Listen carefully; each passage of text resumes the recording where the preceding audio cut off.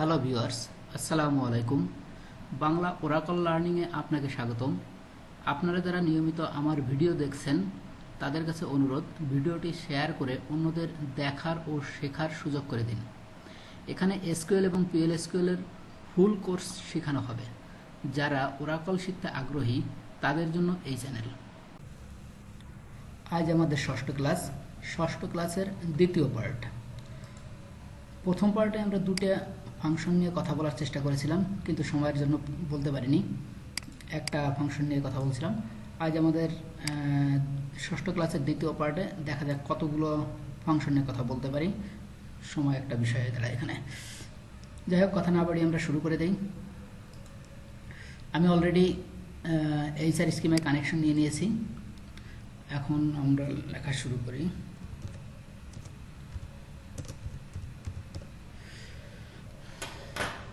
আজ আমরা শিখব NVL2 ফাংশন। NVL এর মতনই NVL2 ফাংশনটাও নাল ভ্যালু নিয়ে হ্যান্ডেল করে। নাল হ্যান্ডেলিং এর ফাংশন এটাও। NVL2-র ব্যবহারটা একটু ভিন্ন। একটু দেখেন, আমরা NVL এ শিখেছিলাম যে দুটো প্যারামিটার, একটা প্যারামিটারে প্রথম প্যারামিটার যদি ভ্যালু না পায় তাহলে দ্বিতীয় প্যারামিটারের ভ্যালুটা রিটার্ন করে। আর NVL2 এরটা হচ্ছে তিনটা প্যারামিটার। সিলেক্ট NVL2, তিনটা প্যারামিটারই সেম ডাটা টাইপ। প্রথমটা যা দেবো পরেরগুলো তাই দিতে হবে, সেই ডাটা টাইপ। বার্কার দিলে বার্কার, ডেট দিলে ডেট, নাম্বার দিলে নাম্বার। এখানে মনে করেন লিখলাম ঢাকা, বাংলাদেশ।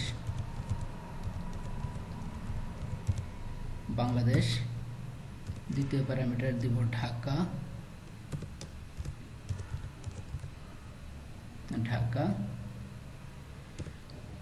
তৃতীয় প্যারামিটার দিলাম মিরপুর।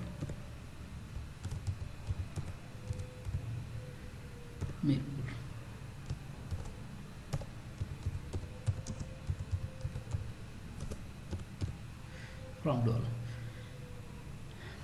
NVL2 ফাংশনের কাজ হচ্ছে সে প্রথম প্যারামিটারটা কখনোই রিটার্ন করবে না। এটা কখনোই রিটার্ন করবে না।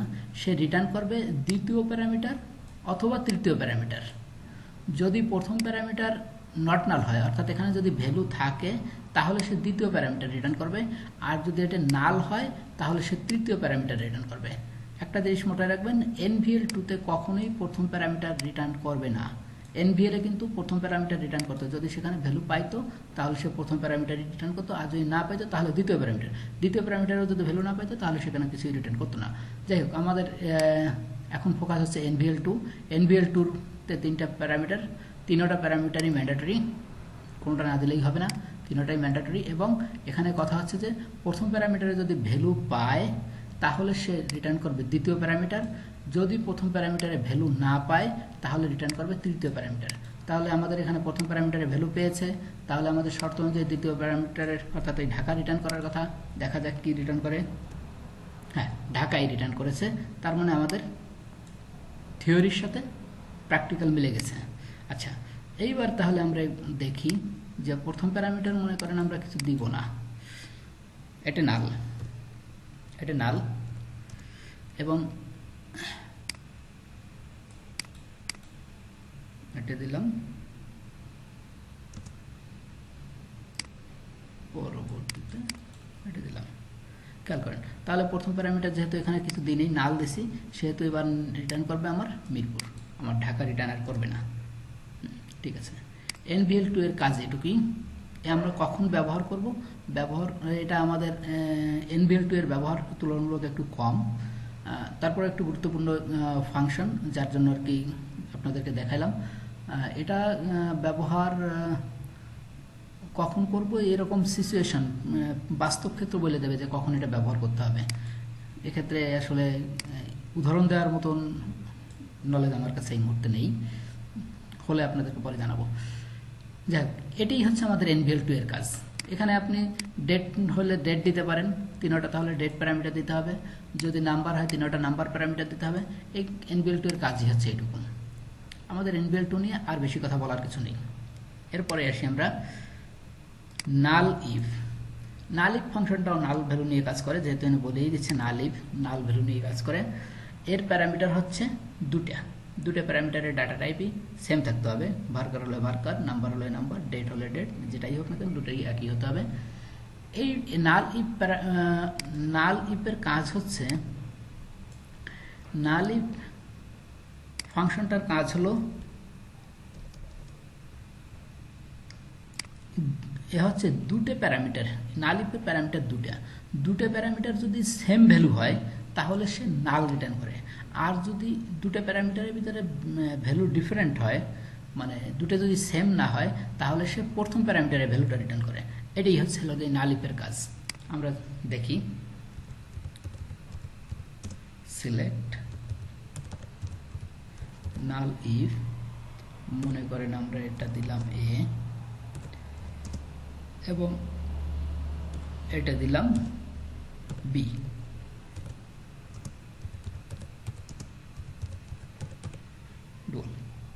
তাহলে কি দুটো ভ্যালু কি সেম হয়েছে? না, সেম হয়নি। একটা এ একটা বি, তার মানে তাহলে আমার এ রিটার্ন করবে। থিওরি অনুযায়ী আমার এ রিটার্ন করবে। হ্যাঁ, এ রিটার্ন করেছে, ঠিক আছে। যদি এটা আমরা দুটো প্যারামিটার সেম দেই,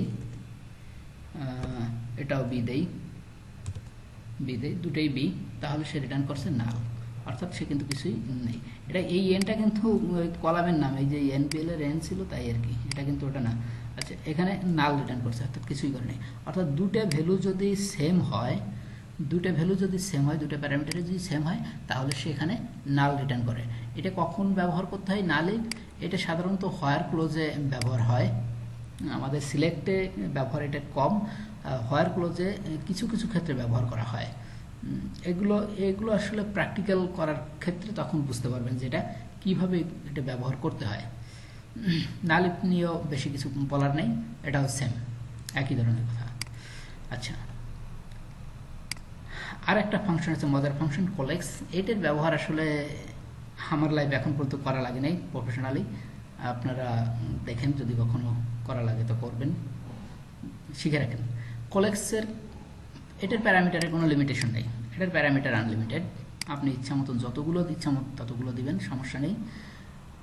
কোলেক্স ফাংশনটার কাজ হচ্ছে, এটাও নাল নিয়ে কাজ করে, এটার কাজও নাল ভ্যালু নিয়ে কাজ। অর্থাৎ এখানে যতগুলো প্যারামিটার দেন, প্রথম, দ্বিতীয়, তৃতীয়, চতুর্থ, পঞ্চম, এর ভিতরে যতগুলো প্যারামিটার দেবেন, প্রথম যেটা নট নাল পাবে ওই ভ্যালুটাকে সে রিটার্ন করবে। সে যখন নট নাল পাবে সেটাকেই সে রিটার্ন করবে। কোলেক্সের কাজ এইটুকু।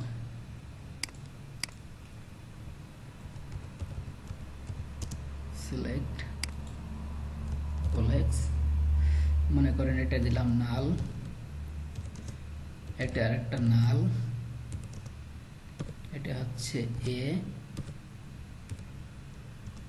এটা হচ্ছে বি, এটা হচ্ছে সি। ইচ্ছা মতন যে কটা ইচ্ছা মতন দেবেন। ফ্রম ডুয়াল, এখানে তাহলে আমাদের প্রথম নট নাল ভ্যালু কোনটা আছে? নট নাল ভ্যালু আছে এটা, সে এটা রিটার্ন করবে, এ রিটার্ন করছে, কোলেক্সে এ রিটার্ন করছে, এটা নাল ছিল, রিটার্ন করে নাই। আচ্ছা, যদি আমরা ই করি,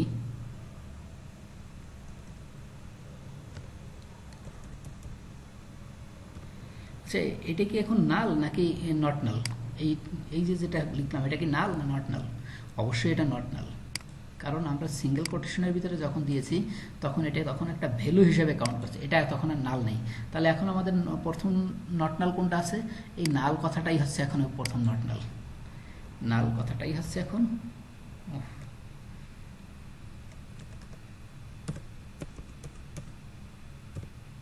এই নাল কথাটাই হচ্ছে এখন প্রথম নট নাল। সে প্রথম নট নাল ভ্যালুটাকে নাল দিয়ে দেখাতে আপনাদের একটু কনফিউশন হতে পারে। আমি এটাকে এক্স করে দিই, দেখেন এখন রিটার্ন করবে এক্স, দ্বিতীয়টা সে রিটার্ন করে নেই, বা আর কোনোটা না, প্রথম যেটা নট নাল পাবে এটাই হচ্ছে লাগা আপনার রিটার্নের বিষয়। তাহলে অল্প সময়ের ভিতরে তিনটা ফাংশন নিয়ে আলোচনা করা হয়ে গেল। আজ আমাদের এই পর্যন্তই। পরবর্তী ক্লাসে আমরা কেস এবং ডিকোড নিয়ে আলোচনা করব। আল্লাহ হাফেজ। আজ এ পর্যন্ত। পরবর্তী ভিডিওর আপডেট পেতে সাবস্ক্রাইব করে বেল বাটন প্রেস করে রাখুন। ধন্যবাদ।